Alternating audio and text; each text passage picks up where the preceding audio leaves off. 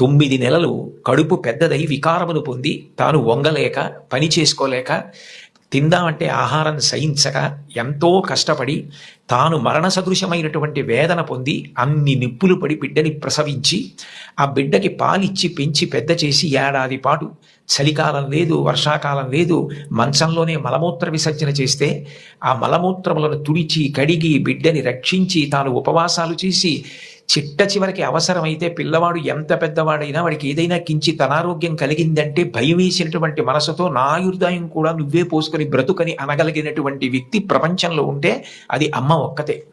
అందుకే అమ్మ లాంటి ప్రాణి లోకంలో లేదు.